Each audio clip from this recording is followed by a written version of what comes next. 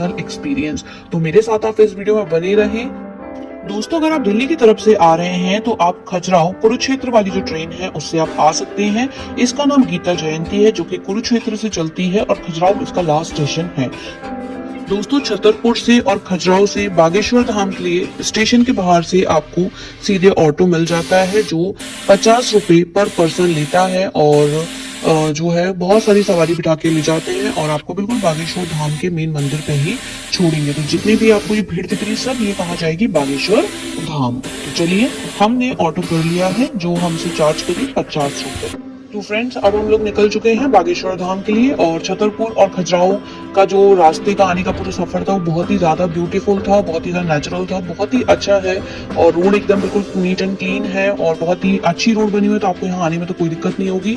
और जब ये आपको जो रास्ता दिख रहा है, ये बैनर जो लगे हुए हैं भगवान के, यहाँ से अब हम जाएंगे सीधे गढ़ा गाँव के लिए। और देख रहे हैं आप, यहाँ से गाँव तक जाने के लिए भी, धाम पे जाने के लिए बिल्कुल अच्छा सा रास्ता यहाँ पे है। जैसे ही आप यहाँ से सीधे सीधे जाएंगे तो यहाँ पे आपको बागेश्वर धाम के जो गुरुजी हैं, धीरेन्द्र शास्त्री जी महाराज जी, उनका आपको घर भी यहाँ पे दिखेगा। ये येलो कलर का जो घर दिख रहा है यही इनका घर है। पहले ये कच्चे घर में रहते थे, अभी इस घर को जो है दोबारा से बनवा दिया गया है ठीक तरह से। तो ये दिख रहा है आप, कितना ही प्यारा दिख रहा है। और इस घर में महाराज जी समय समय पर अपनी माँ का आशीर्वाद लेने के लिए आते रहते हैं, तो ये बहुत ही अच्छी बात है। और अब हम आ गए हैं ये बिल्कुल बागेश्वर धाम पे और ये यहाँ का मार्केट लगा हुआ है कुछ इस तरह का, जैसा कि आपको कहीं कुंभ मेले में देखने को मिलता होगा, वही एक्सपीरियंस यहाँ पे बिल्कुल फील करेंगे।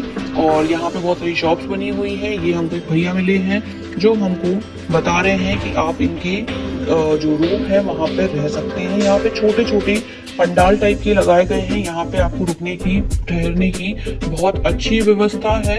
आपको यहाँ पे बड़े बड़े होटल्स और लॉज तो नहीं मिलेंगे फिलहाल अभी इस टाइम पे, लेकिन यहाँ पे इन लोगों ने जो पंडाल लगा रखे हैं वहाँ पे काफी अच्छी व्यवस्था इन्होंने दे रखी है और जिसका काफी कम पैसे भी यहाँ पे लगते हैं। तो चलिए हम देखते हैं एक बार जरा कैसी क्या व्यवस्था यहाँ पे है ठहरने की। जैसे गुरु जी की आप दरबार लगाना है, उन्हें वहाँ जाना भी है तो आप गुरु जी है रात को दरबार लगा। और यहाँ पे मुझे काफी सारे रहने के लिए ऑप्शंस मिले। पहला ऑप्शन हो सकता है आपको कि आप परिक्रमा मार्ग पे जो पंडाल बने हुए हैं वहां पे आप रुक सकते हैं। इसके अलावा कोई गेस्ट हाउस में रुक सकते हैं, जैसे कि आपको यहाँ दिख रहा है एक तिवारी गेस्ट हाउस, इनका आप नंबर नोट कर सकते हैं और यहाँ पे आपको रूम मिल जाएगा आसानी से परिक्रमा मार्ग पे ही। यहाँ पे इस रूम के अंदर इन्होंने हमें एक रूम दिया है जो कि लगभग 10 बाई 10 का रूम है। इसमें गद्दे मिलेंगे, कूलर मिलेगा, पंखा मिलेगा और आपको वेस्टर्न टॉयलेट यहाँ पे मिल जाएगा। तो ये एक अच्छा ऑप्शन है और इसका जो प्राइस है वो लगभग 500 से लेकर के 1000 रुपए तक अलग अलग रूम का है। और दूसरा ऑप्शन है कि आप किसी पंडाल में रुक सकते हैं। पंडाल में रुकने के लिए आपको सिर्फ मात्र 100 रुपया या फिर वहाँ बार्गेनिंग कर सकते हैं तो आपको 50 रुपए पर पर्सन में मिल जाएगा। अगर 3 से 4 लोग हैं तो आपको 50 रुपए में भी रुकने के लिए दे देते हैं। इसमें आपको गद्दा मिलेगा और साथ में आपको पिलो भी दिया जाएगा। रजाई अगर आप लेते हैं, क्योंकि यहाँ सर्दी होती है रात को, दिन में गर्मी होती है, तो रजाई के लिए 50 रुपए अलग से आपको देने पड़ते हैं, वो आपके लिए ऑप्शनल है। और एक बड़ा सा पंडाल होता है जो पूरा शेड से इस तरह से कवर किया गया है और इसके अंदर आपको वॉशरूम नहीं मिलेंगे। इन्होंने सारे जो भी वॉशरूम्स हैं वो अलग से साइड में बना रखे हैं। सारे पंडाल के लाइन से जो आपको पक्के वॉशरूम दिख रहे हैं यही यहाँ पे वॉशरूम है। वॉशरूम का आपको 10 रुपया लगता है आपको यहाँ पे। और तीसरा ऑप्शन है कि आपको, अगर आप खजुराहो रेलवे स्टेशन की तरफ से आ रहे हैं या फिर खजुराहो ये एयरपोर्ट आपको दिख रहा है, तो खजुराहो एयरपोर्ट से जब आप आएंगे तो एयरपोर्ट के आसपास आपको देखो ये इतने सारे बोर्ड्स लगे हुए हैं, ये सारे होटल्स है, रेडिशन है यहाँ पे और आपको क्लार्क्स है, बहुत सारे होटल्स आपको मिल जाएंगे ओयो वगैरह के। तो यहाँ पे आप आसानी से रुक सकते हैं। यहाँ पे रूम आपको 1500 से 2000 रुपए तक मिलेगा। तो अगर आप ज्यादा अच्छे लग्जरी होटल में रहना चाहते हैं तो आप खजुराहो ही आपको रूम मिल पाएगा। इसके अलावा अगर आप बिल्कुल ही फ्री ऑफ कॉस्ट रहना चाहते हैं, आपको लगता है कि आपको यहाँ 15 दिन 20 दिन महाराज जी से मुलाकात तक आप यहाँ रुकना चाहते हैं, तो आप यहाँ पे फ्री ऑफ कॉस्ट भी रह सकते हैं। फ्री ऑफ कॉस्ट रहने के लिए आपको ये बड़ा सा जो पंडाल यहाँ पे दिख रहा है परिक्रमा मार्ग में बिल्कुल मंदिर के ठीक सामने ही आपको ये बड़ा सा टीन शेड दिख रहा है, इसके अंदर आप रह सकते हैं और यहाँ पे आपको कुछ नहीं करना, अपनी एक मैट चटाई जो भी आपके पास है वो लेकर के बिछा करके आप यहाँ पे रह सकते हैं जब तक आप रहना चाहे। कोई पैसे, कोई पर्ची वगैरह कुछ भी आपको नहीं देना है यहाँ पे, तो यहाँ पे भी आप आसानी से रुक सकते हैं अगर आपको ज्यादा पैसे आपके पास नहीं है तो। अदरवाइज मैं आपको बेस्ट ऑप्शन दूंगी, आप सिंपल पंडाल में रुकिए, यहाँ पे आपको 50 रुपए लगते हैं। क्योंकि क्या होता है कि जब हम, क्योंकि पूरा दिन यहाँ आपका दर्शन में, कीर्तन भजन में, पूजा पाठ में चला जाएगा, तो रूम पर रुकने के लिए आपको टाइम भी यहाँ पे शायद नहीं मिल पाएगा, तो आप पंडाल आप चूज कर सकते हैं। अब हम यहाँ से पहले करेंगे मंदिर के दर्शन। मंदिर में सिर्फ शनिवार को और मंगलवार को ज्यादा भीड़ मिलेगी, बाकी दिन आपको जो है दर्शन करने में उतना ज्यादा टाइम नहीं लगेगा। मैक्सिमम टाइम दर्शन करने में आपको 1 घंटा लग सकता है और मिनिमम टाइम आपको 10 मिनट में भी हो जाएंगे। जैसे हम लोग फ्राइडे को गए थे तो हमें 10 मिनट में दर्शन हो गए थे, पर जब हम सैटरडे को रुके तो काफी ज्यादा वहाँ पे भीड़ थी, क्योंकि काफी अर्जियां लगती है सैटरडे को और ट्यूसडे के दिन। और इसके अलावा ये आपको जो मार्ग दिख रहा है, परिक्रमा मार्ग है। परिक्रमा लगभग आपकी यहाँ पे आधे घंटे में, और कुछ लोग 1 घंटे के अंदर पूरी परिक्रमा लगा लेते हैं।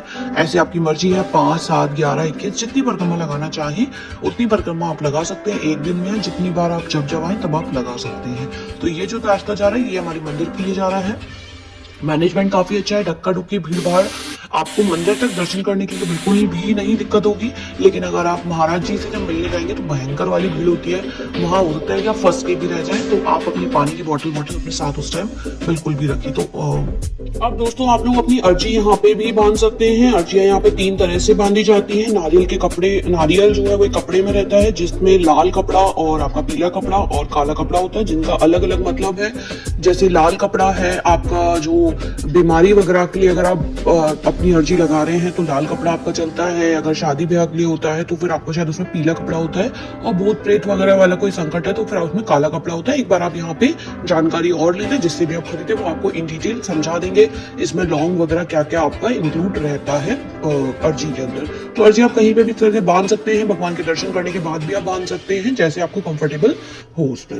ये यहाँ पे आपको प्रसाद की बहुत सारी शॉप वगैरह मिल जाएंगी, तो यहाँ से आप प्रसाद खरीद सकते हैं। और इसके बाद अब हम लोग सीधे जो है मंदिर के लिए जाएंगे। तो ये पूरा यहाँ पे बहुत ज्यादा ही अभी कंस्ट्रक्शन चल रहा है, और ये मंदिर के अंदर जाने का रास्ता है। यही पूरा एरिया आपको क्रॉस करके जाएंगे तो ये आपको जो दिख रहा है यहीं पे आपको मंदिर आ जाएगा। और ये हम आ गए हैं यहाँ से मेन मंदिर पे, श्री बागेश्वर धाम। ये आपको जो दिख रहा है यही यहाँ का मेन मंदिर है, ऑरेंज कलर का, और इसके साइड में जो है एक पेड़ लगा हुआ है, उसका ये पूरा आप सर्कल घूम के जाएंगे तो मेन मंदिर में आप पहुंच जाएंगे। मंदिर के बाहर आप यहाँ पे देख रहे हैं कितने सारे लोग यहाँ पे भजन कीर्तन वगैरह कर रहे हैं।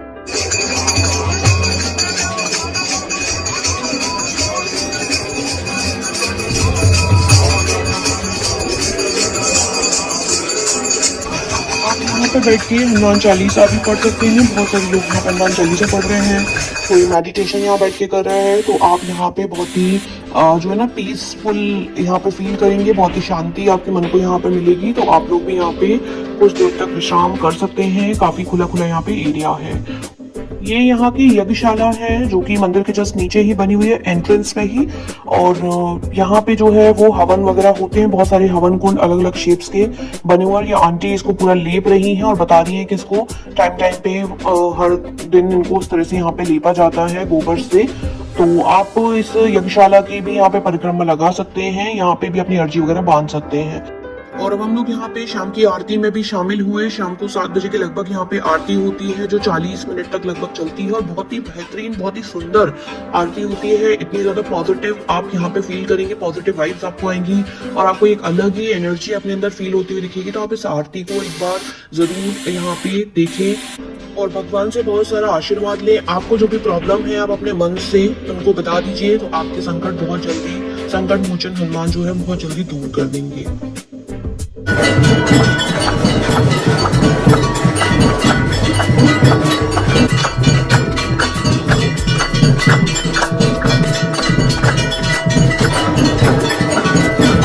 कैसे मिल सकते हैं, कहाँ पर उनका दरबार लगता है, और उसके बाद मैं आपको बताऊंगी यहाँ पे खाने की क्या क्या ऑप्शंस आपके लिए अवेलेबल है। दोस्तों आपको ये सामने जो बिल्डिंग दिख रही है ऑरेंज कलर की, ये ही राम दरबार है। ये पुराना राम दरबार है और अभी एक नए राम दरबार का भी कंस्ट्रक्शन चालू हो गया है। तो यहाँ पे दो तरह के राम दरबार हैं। यहाँ पे महाराज जी बैठते हैं। जो भी आप टेलीविजन पे देखते हैं, टीवी पे देखते हैं, वो यहाँ से ही सब कुछ टेलीकास्ट होता है। यही यहाँ का मेन राम दरबार है और लोग इसके अंदर होते हैं और बाकी लोग इसके बाहर भी होते हैं। यहाँ पे जितनी भी भीड़ दिख रहे हैं सब महाराज जी से मिलने के लिए ही भीड़ यहाँ पे लगी हुई है। दर्शन के बाद सब लोग यहाँ पे आ गए हैं। सुबह 10 बजे से लगे हैं और हमें पता चला कि दर्शन फाइनली हमें मिल चुके हैं। और अब इसके बाद मैं आपको बताती हूँ, ये सामने आपको जो ब्लू कलर का शेड दिख रहा है, ये यहाँ का कार्यालय है। अगर आपको किसी भी तरह की प्रॉब्लम है तो आप कार्यालय में पता कर सकते हैं यहाँ की अर्जियां कैसी लगती हैं। अगर आपको कोई ऊपरी चक्कर वगैरह है तो उसके लिए अगर आप कोई अलग से जानकारी चाहते हो, सब कुछ आपको यहाँ मिल जाएगी। इसके अलावा दान दक्षिणा जो भी करना चाहते हैं वो सब कुछ आप यहाँ पे पूछ सकते हैं। 3 ऑप्शन है, या तो आप गड़ा गांव से थोड़ा बाहर निकलेंगे, मेन रोड की साइड आएंगे तो आपको यहाँ पे खजुराहो रोड पे काफी सारे बड़े बड़े होटल्स और रेस्टोरेंट आपको वहाँ मिल जाएंगे, जहाँ पे आपको 150 और 200 रुपए तक थाली आपको मिल जाएगी। दूसरा ऑप्शन है कि बागेश्वर धाम में ही जो आपकी शॉप्स यहाँ पे बहुत सारी खुल गई है, वहां पे आप खा सकते हैं रेस्टोरेंट में। यहाँ पे आपको 60, 70, 80, 90, 100 इनकी रेंज के अंदर आपको थाली यहाँ पे मिल जाएगी। वो भी अच्छी से अच्छी थाली आपको यहाँ मिल जाएगी 100 रुपए तक।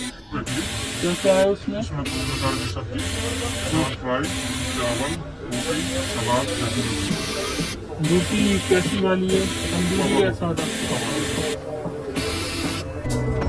इसके बाद तीसरा ऑप्शन आपके पास में है कि आप अन्नपूर्णा भंडारा में प्रसादी ले सकते हैं। सुबह यहाँ पे खाना मिलता है 11 बजे से और शाम को ठीक आरती के बाद में।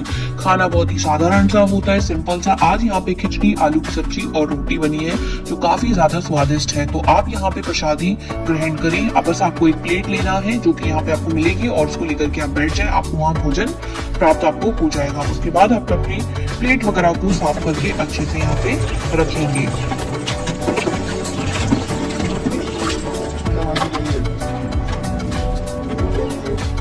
अब दोस्तों यहाँ से आप कुछ खरीदारी कर सकते हैं। यहाँ पे आप कीरिंग ले सकते हैं, भगवान की तस्वीर ले सकते हैं, बालाजी की माला ले सकते हैं और भी आपको अगर कुछ चाहिए तो आप यहाँ से शॉपिंग भी कर सकते हैं। अब मैं तो बिल्कुल एक भी पैसा आपका नहीं लगने वाला है। खाना रहना सब कुछ आपके लिए फ्री ऑफ कॉस्ट यहाँ पे अवेलेबल है। लेकिन फिर भी आपको थोड़ी फैसिलिटी चाहते हैं तो ज्यादा से ज्यादा आप 500 रुपए समझ लीजिए एक पर्सन के, और कम भी आपका हो सकता है। ये आपका बजट है, आपके ऊपर डिपेंड करता है आप कैसा क्या खर्च करते हैं। लेकिन 500 रुपए से ज्यादा आपके यहाँ पे खर्च नहीं होंगे एक दिन के।